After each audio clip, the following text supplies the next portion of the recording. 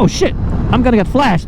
There is one thing that is not particularly good on this motorcycle. What is going on with all the Belrose Classics cars? Welcome back to the channel, welcome back to yet another video. I have taken the wrong exit and I have to go all the way back onto the highway. Hey, it is what it is. I'm not gonna complain because the Multistrada Grand Tour is hella fast. Can't really show you guys here, but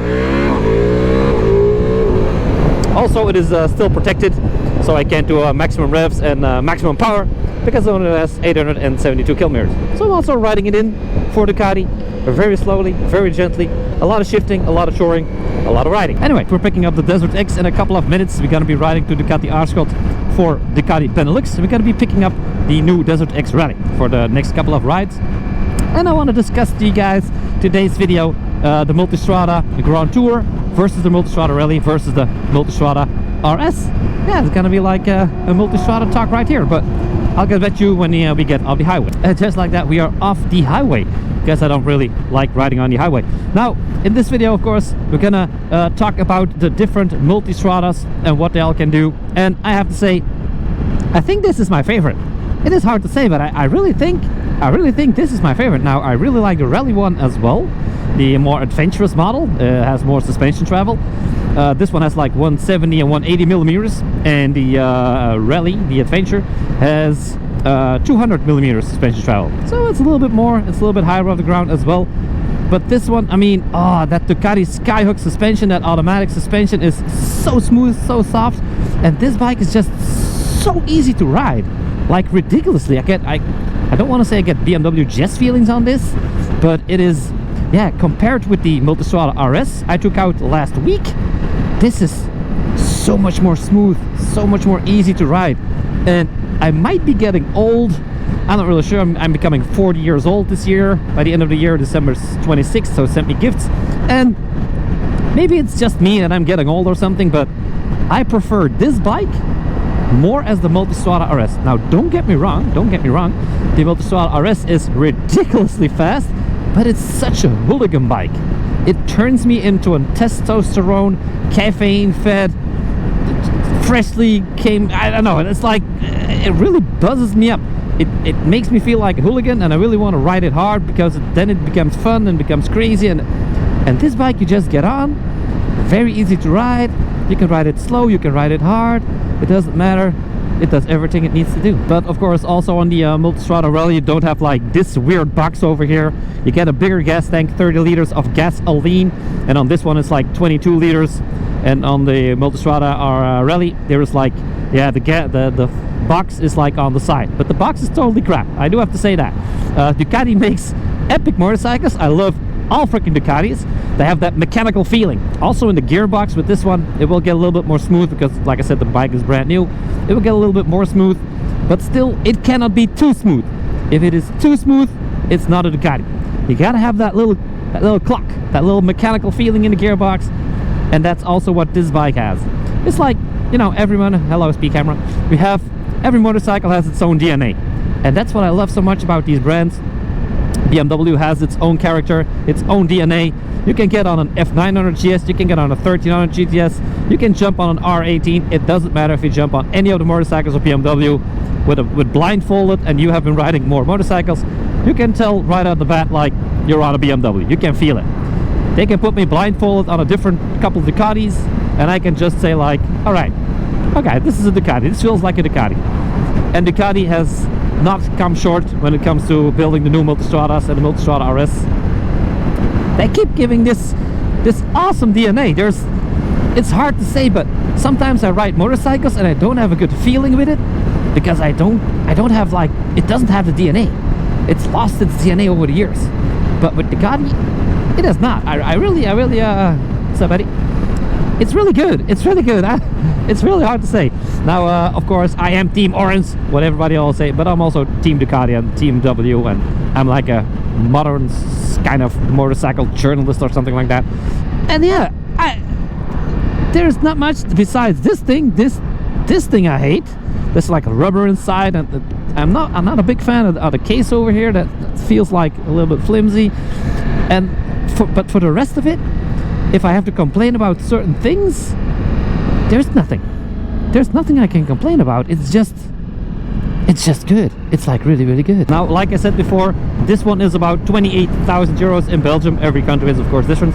And a lot of people might be saying like, hey, Smokey, that is ridiculously expensive. Of course, that's a Ducati. It's very expensive. Now, don't get me wrong. 28 grand is like a ton of money. But yeah, my GS is cheaper and this and that. Now, if you take a BMW GS Trophy with some nice color schemes, you put the nice wheels on them, you add heated grips, heated seat, center stand, you add all the panniers, some electronics in the front, the nice suspension that also lowers and does all the stuff it needs to do.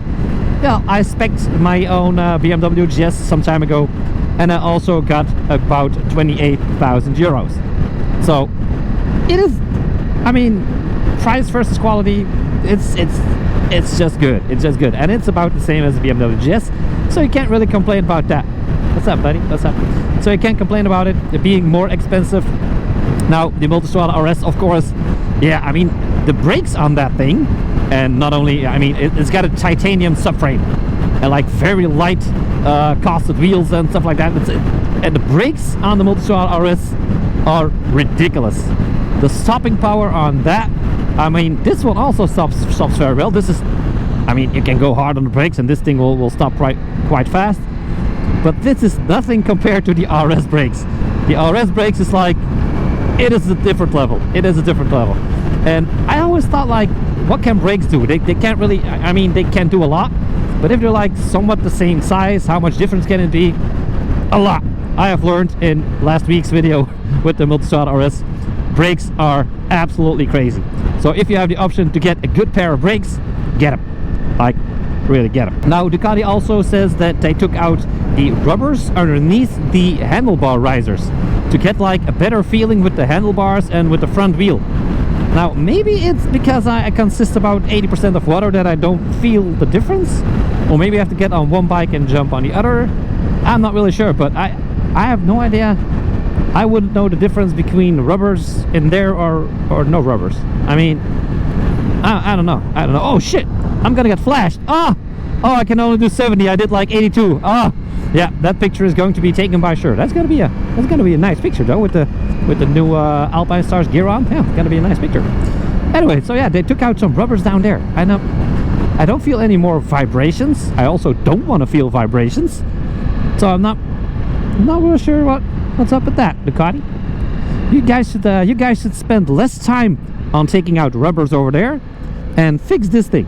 This is fix that thing. Now yeah. Now, what I also just found out, I mean, it's like 15,000 kilometers normal service on this bike, 60,000 kilometer service intervals for the valve clearance checkup that everybody is afraid of, because you have to take the bike apart and it does cost some money. Not really sure what it actually costs. I should ask what a valve clearance costs. Well, you know what? I'm gonna ask it in the shop, and I'm gonna put it on the screen later when I'm editing this video. It is right over here. That's the price of a valve clearance checkup for a Multistrada V4. Now, also, if you're inside of the warranty, still in the warranty, and of course you go to your dealer to get it serviced on a normal time, if your bike does break down, you do get a replacement vehicle from Ducati. And not only that, they will help you out. They have like 800 Ducati dealers in 60 countries. So yeah, that is a lot. And they will also give you a 4-star hotel accommodation and a replacement motorcycle if your bike breaks down. That is nice. It actually says it on the website. If your bike breaks down, you get a 4-star accommodation hotel. Now, I'm not really sure. Maybe I just take out a Ducati and just call the Ducati service and be like, hey, my Ducati is broken. Just like take out some wires here or there and see how the service actually works. Yeah, I might hope Ducati doesn't really see this, but I might do that. Just call the service help desk and be like, hey, I'm stuck here in the middle of nowhere. Come and help me out with a new Ducati, and see how long it takes me before someone picks me up. Hey, that's a good idea. Let me know in the comments. Should I fake breaking down a Ducati under warranty to see if it is actually true that I get a 4-star hotel accommodation and a replacement motorcycle? Let me know in the comments. Should I do that? That might be funny. Like, hey, that might be a good idea for other brands as well. They all have like fancy words on their website and saying like, oh, if your bike breaks down, you'll get this and you'll get that, and you'll get a toe and a foot massage, and you'll get a lot of happy endings. Stuff like that. It might be a good idea to actually test that out. I once crashed the BMW GS and it started calling an ambulance.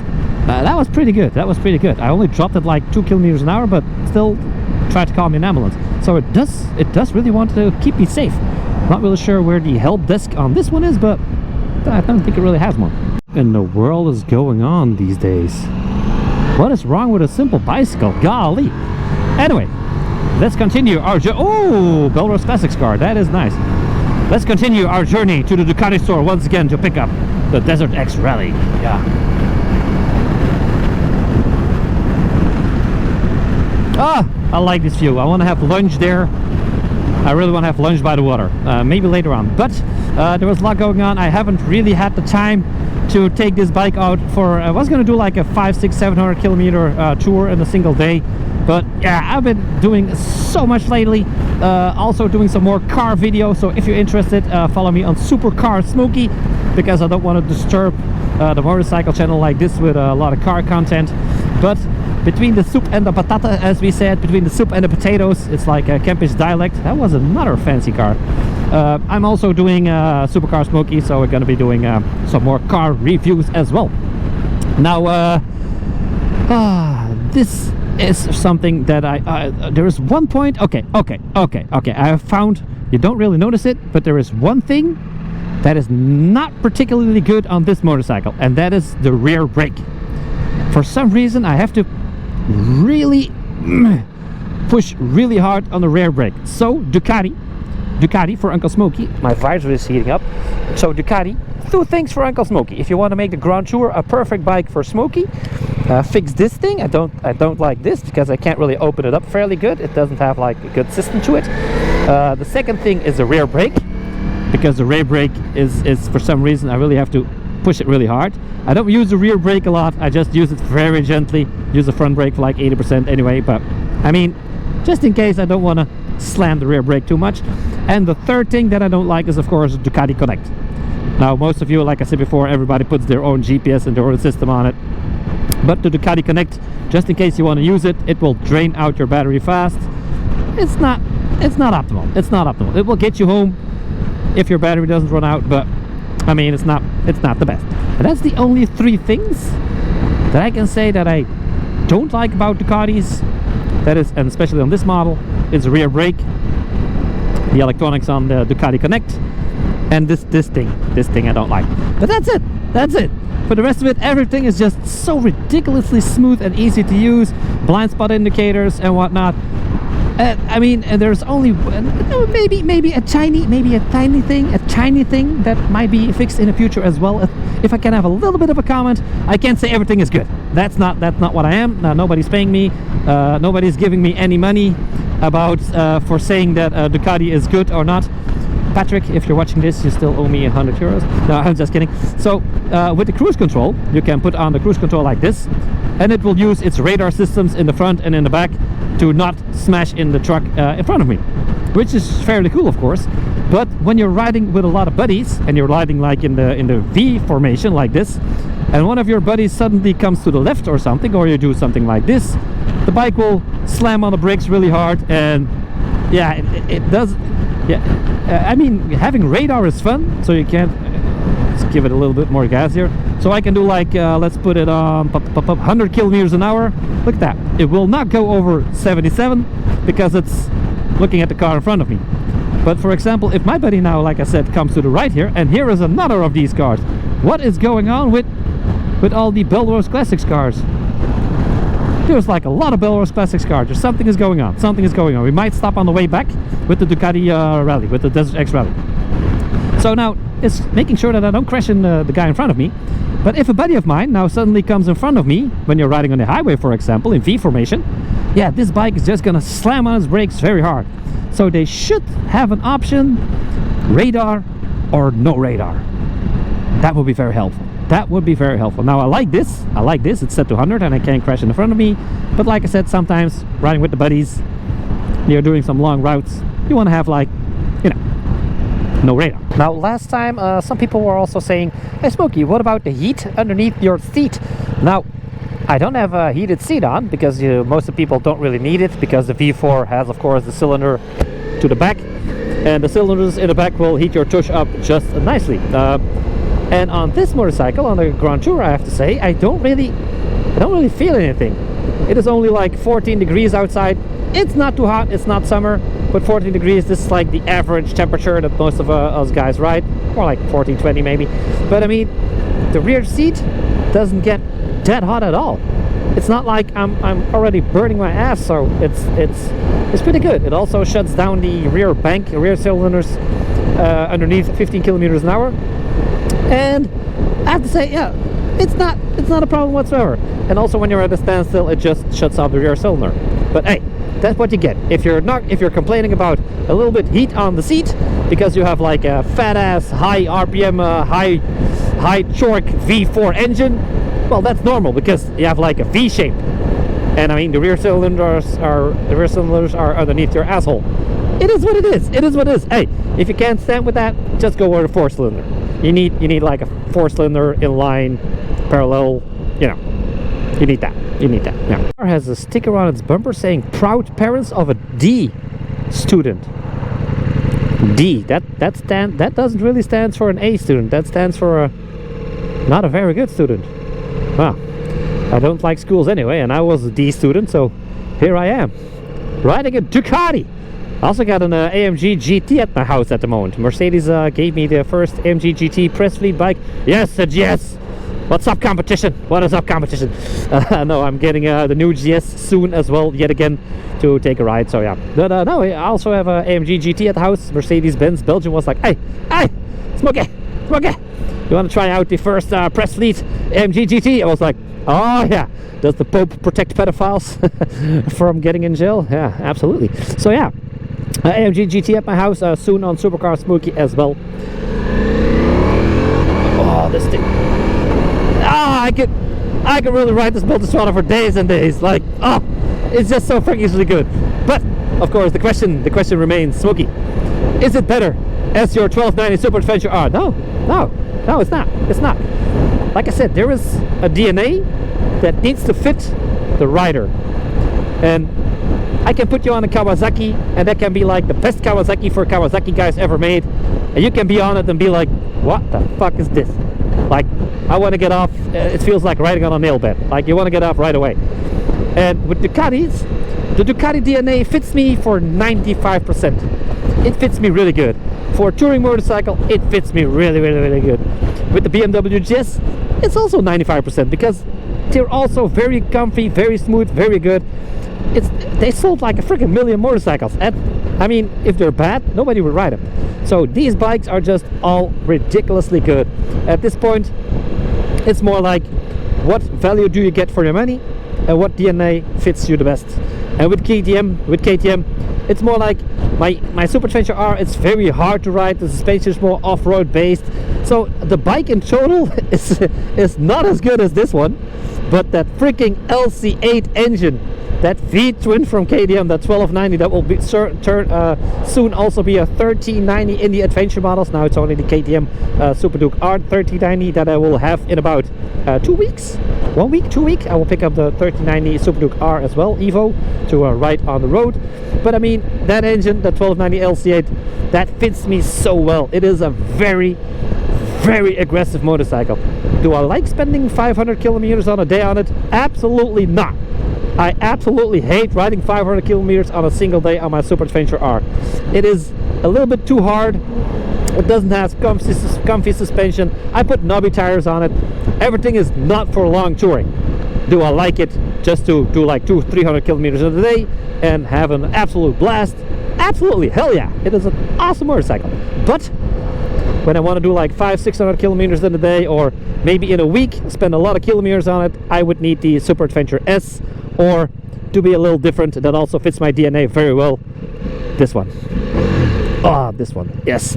So ridiculous fast, so smooth. That truck in front of me is very dirty. You could surely use some smoky bubbles there, my friend. Yes, smoky bubbles. My own car, motorcycle, boat, human. No, not human. You can't wash humans with. Don't wash your baby with my smoky bubbles car and motorcycle shampoo. That is coming. But my friend Dominic, that I met at the gym, really awesome guy. He has made my. Oh, I saw that lady. I saw that. Sure, lady. Sure, I saw that happening. I'm a very friendly man. So yeah, Smokey Bubbles, it is coming. He actually made my first designs. Yes, designs that will be on the bottles, because like I said, I'm doing every single thing by myself. Can I? The truck is moving. I have to slide behind that. Okay, so yeah, I have the designs ready. I don't want to launch it just yet, but maybe I'll just show like one design. Yeah, that is one design of a bottle of Smokey Bubbles. Maybe I'll show the Sherry shampoo as well. Okay. So yeah, we got the Sherry shampoo and we got the Mud Muncher, and okay, maybe the blueberry foam as well. So yeah, these are probably the three shampoos that I'm gonna be making at first, launching at first. So it's gonna be 2 pre-washes and shampoo. The shampoo smells a little bit like cherry. The blueberry snow foam is like a very fat and thick foam. I really like that. That turns blue, and it smells like some blueberry coconut kind of flavor. Very nice as well. And then of course we got the Mud Muncher. Don't be scared putting the Mud Muncher on something you own. It's not gonna melt away or something, but it's a little bit more alkalic, and the Mud Muncher is a little bit more hardcore. So it's more for motorcycles and cars without coating. Yeah, you don't need to clean a lot after using that, but it's also a pre-wash, so you do need a little bit of a shampoo after. You don't really need it, but a little shampoo never hurt nobody, you know.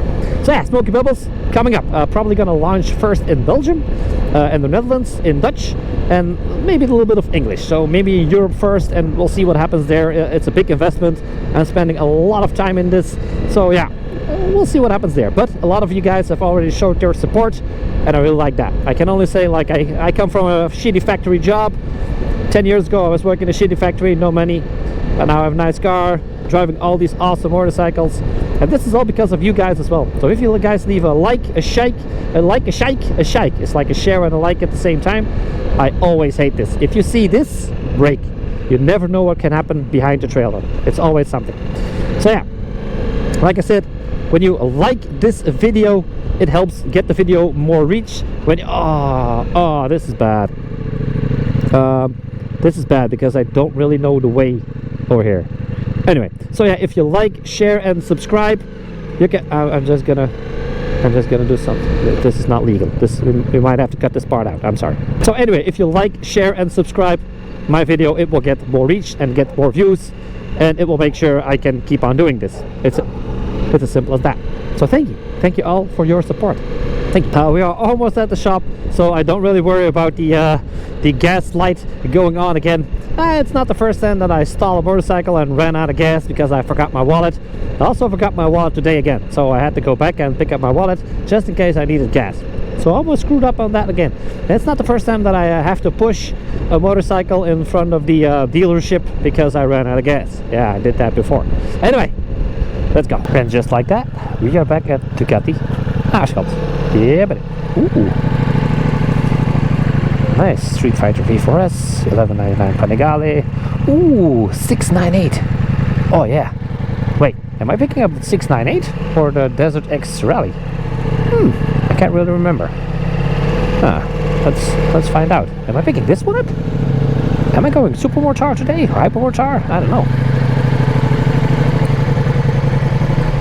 And just like that, we got out of the store and we have to say goodbye to the Multistrada Grand Tour V4s. One of my favorite Multistradas, actually, combined with the Multistrada V4 Rally, of course. Also like that a lot. But look at what we have over here in our presence. The Ducati Desert X Rally. Also had a good chat with a very friendly guy that owns this V4S Street Fighter. He turned a righty-tighty into a righty-loosey, so that's why his bike is over here. But without any further ado, we're gonna start up the rally. And first thing, right out of the bat, I do have to say, how high is this seat? Holy shit! I still have to learn all about this motorcycle because I've been riding the previous Rally X. But yeah, pardon me, let's take it out for a quick spin home, and I will tell you all about it in the next video, of course.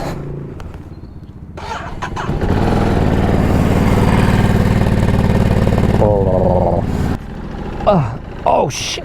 Seating height is a little bit of a problem for Uncle Smokey because I can barely touch the ground with my 2 bare feet. So this would not be a good motorcycle for me to be off-roading with. Yeah, of course it will be a good motorcycle for its suspension and whatnot, but smooth sailing. Yeah, I like this type of motorcycles a lot. So yeah, for off-roading, when I can't really touch like this, I can't even touch the ground. This is like 890 or 900 millimeters of seat height. This is very high. I'll talk about that in the review video, of course. But just like that, we have picked up the Desert X Rally horn. The horn is funny as hell. It's a really hard horn to press, actually. But in the next video, of course, we'll be talking about the Desert X Rally and also be taking it probably off-road. Not too much, because holy cow, this thing is high up the ground.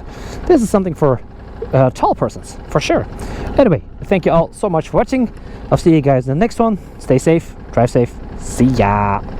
If you want to see the next video, it is right over there. If you want to see my favorite video, it is right over there.